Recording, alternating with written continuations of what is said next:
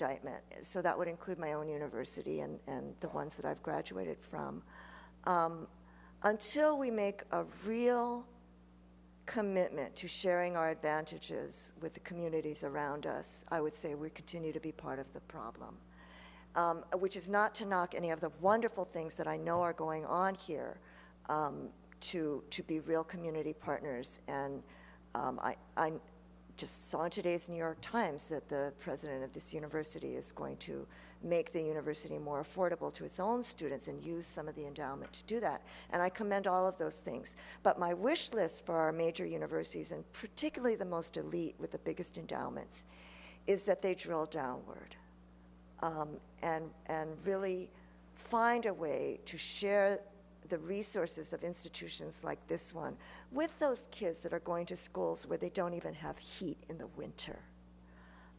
Bring them here so that they could see what it looks like to go to university, and start early, and send your students to where they are.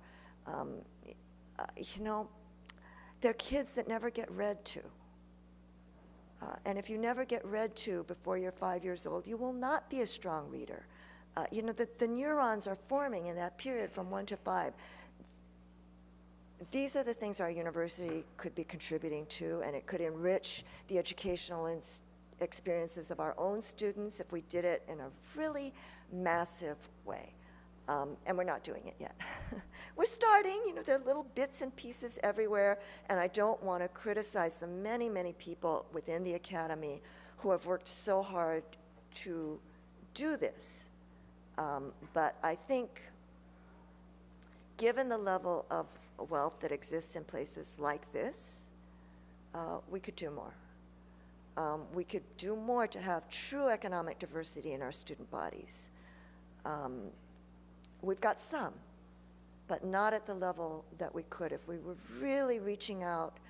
And it would require changing the culture of our institutions. Having a more open door admissions policy. It would be a massive change in the culture of our institutions. But every time someone says, like with the environmental question, well, we can't do that. Here are all these reasons why we can't do it. We'd have to give up so much. Can we afford not to? You know, can we really afford to live in these beautiful sheltered enclaves where we don't face up to the fact that we're leaving so many of our fellow citizens behind? Because as Langston Hughes says, it explodes. And we can't predict where or when. But this illusion of peace we have in this world is just an illusion, as long as we continue to leave the majority of people on the outside of participation.